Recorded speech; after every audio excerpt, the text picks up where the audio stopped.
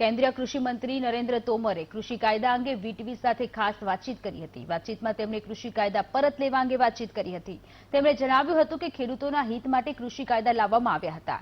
કમિશનરો અને કેટલાક સંગઠનો દ્વારા કૃષિ પેદાશોની બજારમાં માંગ વધારવા માટે કાયદા લાવવામાં આવ્યા હતા, પરંતુ ખેડૂતોને સમજાવવામાં સરકારને સફળતા ન મળતા કૃષિ કાયદા પરત લેવામાં આવ્યા। લોકસભા અને રાજ્યસભામાં કૃષિ કાયદા પરત લેવા માટેની પ્રક્રિયા પૂર્ણ પણ કરી દેવામાં આવી છે।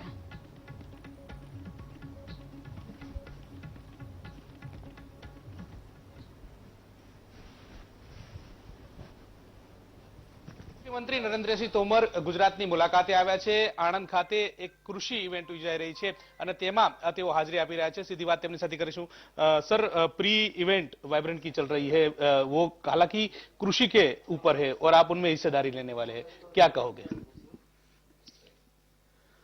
गुजरात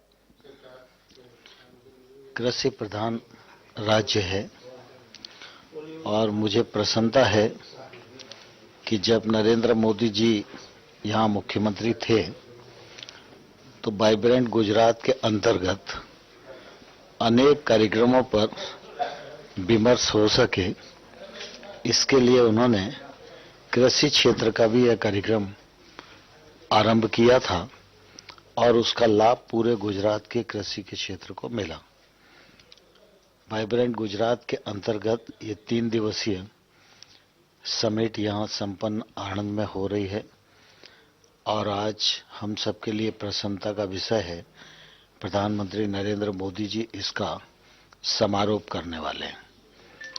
आज का मुख्य विषय निश्चित रूप से खेती के सामने जो अनेक चुनौतियां विद्यमान हैं उनको समाधान देने की ओर आगे बढ़ाने वाला है।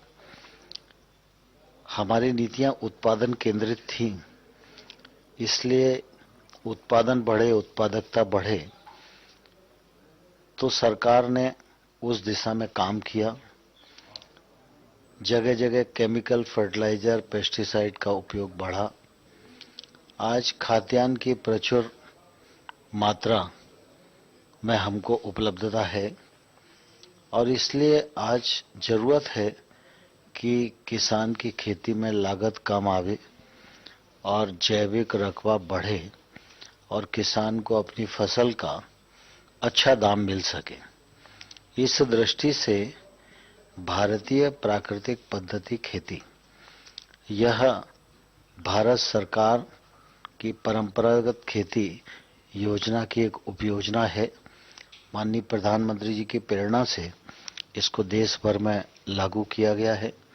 देश के लगभग 8 राज्य इस पर काम कर रहे हैं और आज मुख्य रूप से इस कार्यक्रम में आचार्य देवव्रत जी का भी उद्बोधन होने वाला है, क्योंकि सुभाष पालेकर जी के बाद आचार्य देवव्रत जी ने इस पूरी विधा को प्रयोगात्मक किया है और हिमाचल में, गुजरात में, हरियाणा में उनके द्वारा इस विधा को आगे बढ़ाने का एक सदप्रयत्न किया गया है।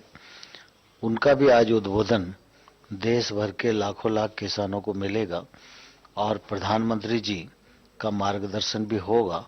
तो निश्चित रूप से मुझे लगता है कि आज का कार्यक्रम भारतवर्ष में भारतीय प्राकृतिक कृषि पद्धति खेती को बल देने की दिशा में सार्थक होगा।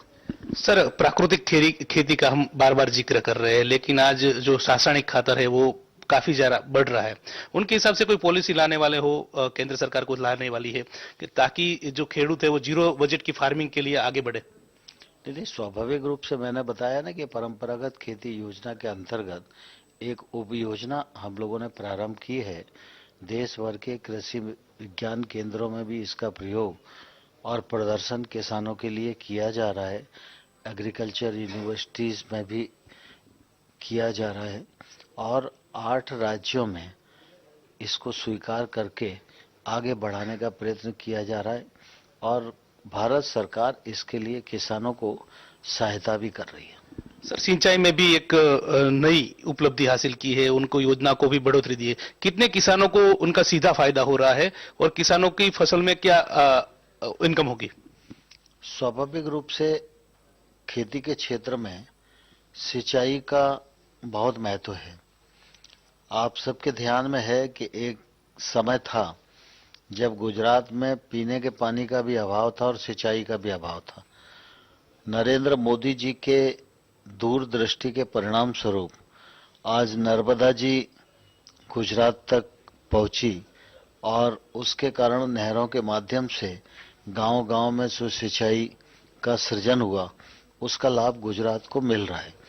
जब मोदी जी प्रधानमंत्री बने तो निश्चित रूप से उन्होंने प्राथमिकता से तय किया कि एक तो जो बड़ी योजनाएं हैं उन योजनाओं को पूर्ण करना है। बरसों बरस से अनेक योजनाएं थीं जो 20-20 साल से चल रही थीं, लेकिन उनको पूरा नहीं किया जा रहा था। उनको पूरा करने का भी काम किया और नई योजनाओं का भी प्रारंभ किया। पीने के पानी के लिए भी योजना आरंभ की गई और जो गांव-गांव में आज चल रही है, और कल भी मंत्रिपरिषद के द्वारा आगे का जो कार्यक्रम है उसके लिए 93,000 करोड़ रुपए की परियोजना स्वीकृत की है। उसका लाभ कृषि के क्षेत्र को और किसानों को मिलेगा। सर, 3 कांधे हट गए हैं। खेडूत जो किसानों है उनको कितना फायदा होगा और एमएसपी के बारे में सरकार किस तरह की विचारणा कर रही है? देखिए, कृषि कानून किसानों की भलाई के लिए लाए गए थे। लगभग 20 साल से कृषि क्षेत्र में काम करने वाले अर्थशास्त्री, वैज्ञानिक, समय समय पर गठन किए गए आयोग, फार्मर्स कमीशन और केंद्र सरकार, राज्य सरकार के मंत्रियों की समिति, मुख्यमंत्रियों की समिति, बाजार कृषि की दृष्टि से खुले इस पर विचार करती रही, लेकिन यूपीए सरकार इस काम को नहीं कर पाई थी। प्रधानमंत्री नरेंद्र मोदी जी ने इस काम को अंजाम तक पहुंचाया, लेकिन कुछ क्षेत्र के किसान थे जिनको हम अपनी बात समझाने में सफल नहीं हुए। तो प्रधानमंत्री जी बहुत बड़े दिल के व्यक्ति हैं। आजादी के अमृत महोत्सव का वर्ष है। इस वर्ष में पुराने संकल्पों को पूरा करना है।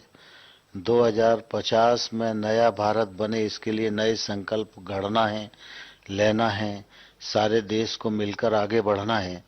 इसलिए देश के किसी भी हिस्से में थोड़ी सी असहमति पड़ी रहे, यह उन्हें उचित नहीं लगा। इसलिए उन्होंने ऐतिहासिक बड़प्पन का परिचय दिया, 3 कानून वापस लेने की घोषणा की, जिसका पालन लोकसभा और राज्यसभा के द्वारा हो गया है।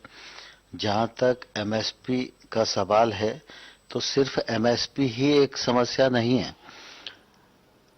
चाहे प्राकृतिक पद्धति खेती का मामला हो, चाहे क्रॉप डाइवर्सिफिकेशन का मामला हो, चाहे एमएसपी का लाभ किसानों को मिले, इस दिशा में सोचने का मामला हो, और इस प्रकार की अनेक समस्याएं हैं जो कृषि क्षेत्र के सामने चुनौती के रूप में खड़ी हैं। उन सब पर विचार करने के लिए प्रधानमंत्री जी ने एक उच्च स्तरीय समिति बनाने की घोषणा की है। इस समिति में केंद्र सरकार, राज्य सरकार, कृषि अर्थशास्त्री, वैज्ञानिक और किसानों के प्रतिनिधि भी रहेंगे। यह समिति इन सारे विषयों पर विचार करेगी और विचार करके उसकी जो रिकमेंडेशन आएगी उस पर सरकार विचार करेगी। ચોક્કસથી આભાર સર। તો આ હતા કેન્દ્રીય કૃષિ મંત્રી નરેન્દ્રસિંહ તોમર। તેમનું કહેવું છે કે એમએસપી મુદ્દે પણ સરકાર છે તે વિચારી રહી છે। આવનારા દિવસોમાં એક કમિટી છે તે બનશે અને તેના દ્વારા વિવિધ જે એકમો છે તેના અંતર્ગત નિર્ણય લેવામાં આવશે અને ત્યારબાદ જે ખેડૂતના હિતમાં જે નિર્ણય હશે તે લેવાશે। કેમેરા પર્સન રાજુ ગઢવી સાથે ગૌતમ શ્રીમાળી, વીટીવી, આણંદ।